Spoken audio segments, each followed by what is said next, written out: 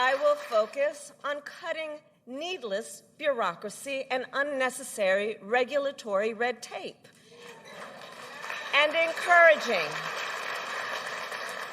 encouraging innovative technologies while protecting consumers and creating a stable business environment with consistent and transparent rules of the road.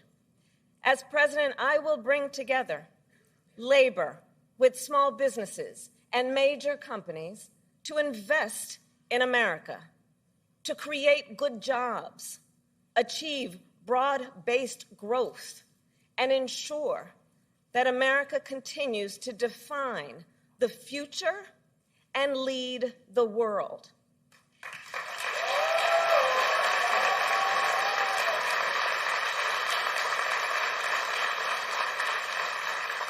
And key to creating this opportunity economy is building up our middle class.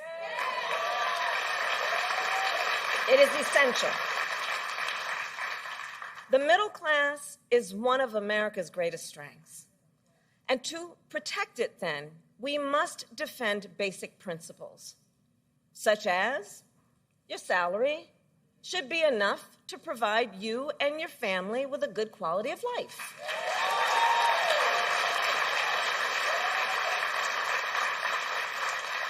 Such as no child should have to grow up in poverty.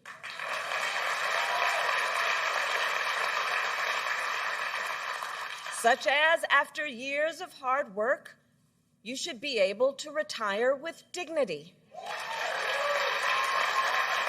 And you should be able to join a union if you choose. Building up the middle class will be a defining goal of my presidency, because I strongly believe when the middle class is strong, America is strong.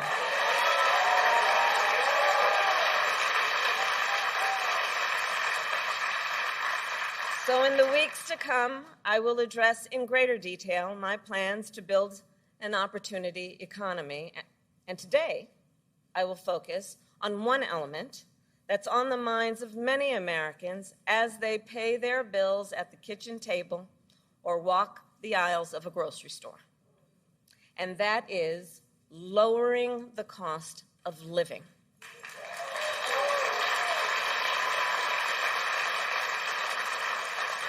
So every day across our nation, families talk about their plans for the future, their ambitions, their aspirations for themselves, for their children. And they talk about how they're going to be able to actually achieve them financially. Because look, the bills add up. Food, rent, gas, back to school clothes, prescription medication. After all that, for many families, there's not much left at the end of the month. I grew up in a middle-class household. For most of my childhood, we were renters. My mother saved for well over a decade to buy a home.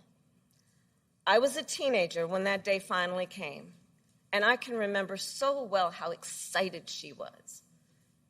I kind of understood what it meant, but we called her Mommy. Mommy was so excited, it just made us excited that she was so excited. Later in college, I worked at McDonald's to earn spending money. Well, some of the people I worked with were raising families on that paycheck. They worked second or even third jobs to pay rent and buy food. That only gets harder when the cost of living goes up. When I am elected president, I will make it a top priority to bring down costs and increase economic security for all Americans. As president, I will take on the high costs that matter most to most Americans, like the cost of food. We all know that prices went up during the pandemic when the supply chains shut down and failed. But our supply chains have now improved, and prices are still too high. A loaf of bread costs 50% more today than it did before the pandemic. Ground beef is up almost 50%. Many of the big food companies are seeing their highest profits in 2 decades. And while many grocery chains pass along these savings, others still aren't. Look, I know most businesses are creating jobs, contributing to our economy, and playing by the rules. But some are not. And that's just not right. And we need to take action when that is the case.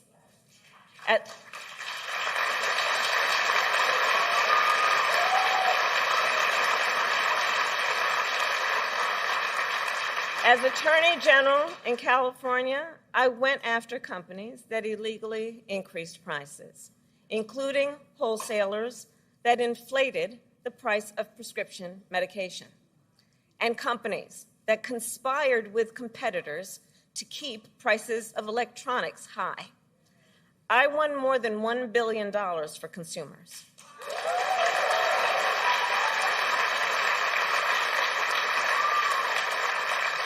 So believe me, as president, I will go after the bad actors.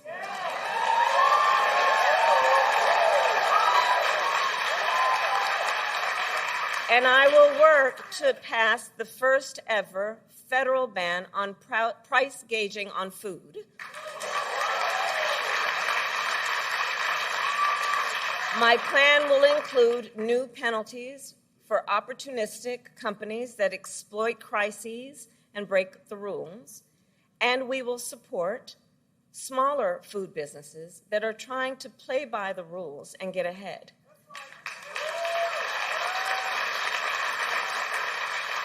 We will help the food industry become more competitive because I believe competition is the lifeblood of our economy.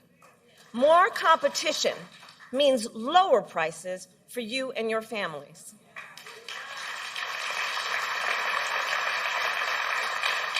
Now compare what Donald Trump plans to do. He wants to impose what is, in effect, a national sales tax on everyday products and basic necessities that we import from other countries. That will devastate Americans. It will mean higher prices on just about every one of your daily needs. A Trump tax on gas, a Trump tax on food, a Trump tax on clothing, a Trump tax on over-the-counter medication.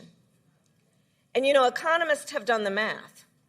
Donald Trump's plan would cost a typical family $3,900 a year. At this moment, when everyday prices are too high, he will make them even higher. As president, I'll take on the issue of the cost of health care.